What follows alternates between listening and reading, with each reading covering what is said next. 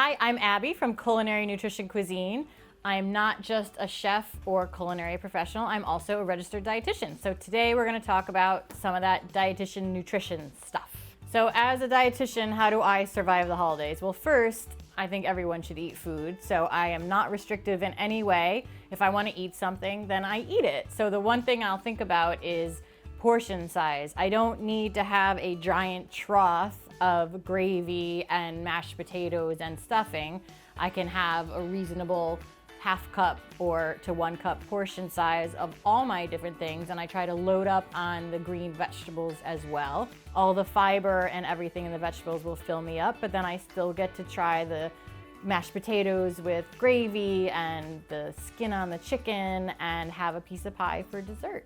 So my top 3 dietitian tips for you at home to survive the holidays without overdoing it and being able to get through are: number 1, before you go to a party, let's say you're gonna go to a party, a work party, a friend's party, make sure you drink a lot of water and maybe have some vegetables and some things that make you feel good before you go, so that you're not starving when you get there and just eating the first thing you see.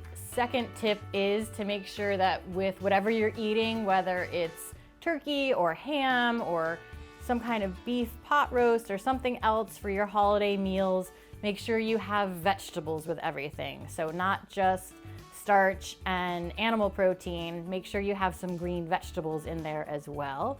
And then my third tip is just to think about portion sizes. You don't need 3 pieces of pie. Maybe you just need 2 bites of the 2 different types of pie that you like. You don't necessarily need to eat everything in front of you. A little goes a long way. So take your time and kind of space things out so that you're not overeating and feeling terrible later that night or the next day.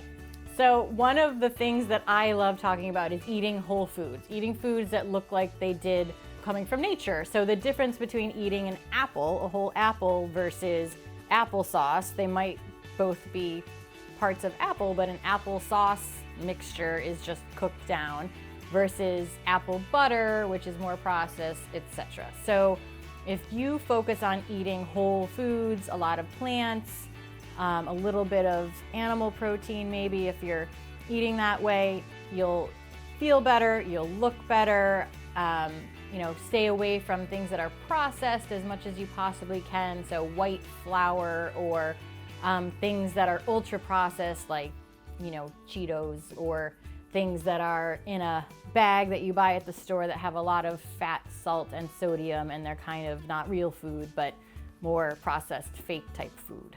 So what do you do if everyone around you is drinking a lot or eating a lot of unhealthy foods and they're pressuring you to eat that 3rd piece of cake or have a 2nd helping of all the turkey and stuffing, and you just don't want to have more? You're fine where you are, or you don't want to have what they're offering. My best solution is to just politely say no thank you. And I know that sometimes it's hard to do. It might be your grandma pushing you to have 2nd and 3rd helpings of things, but you don't have to go in and explain why you're eating a certain way or why you're fine having your 1 serving of turkey. But politely say no thank you and just try to stay firm. I know it can be hard, but you don't necessarily need 4 beers or 4 pieces of cake or pie or that extra scoop of ice cream. If you don't want it, then stay strong and just simply say no. So a lot of my friends are dietitians, and a lot of them are not great cooks. So we spend a lot of time talking about how to cook. So if you are out there as well and you're not comfortable in the kitchen and you find it overwhelming, do simple basic things first. If you master, for example, roasting a head of broccoli or cauliflower, then you can have that, and that's in your wheelhouse. If you figure out how to make a pot of quinoa or brown rice, that's also a simple, straightforward thing that you kind of master the basics. How to make a fried egg or how to make hard-boiled eggs, how to do some small basics can go a really long way.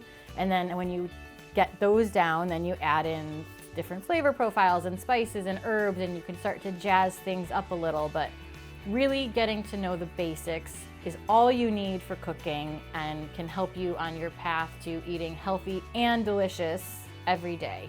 So one of the things that I didn't really know when I was starting out my journey to become a dietitian was that there are so many different niches and so many different jobs you can have. You can be a clinical dietitian, you can work in culinary like me, you can work at a PR agency and do business communications, you can, you can work in the school system, you can work in corporate wellness and do a lot of things with corporate and helping people in their business. You could be a writer, it's sky's the limit really for dietitians and what we're able to do in all the areas that we can work in. And same with how we work with other health professionals.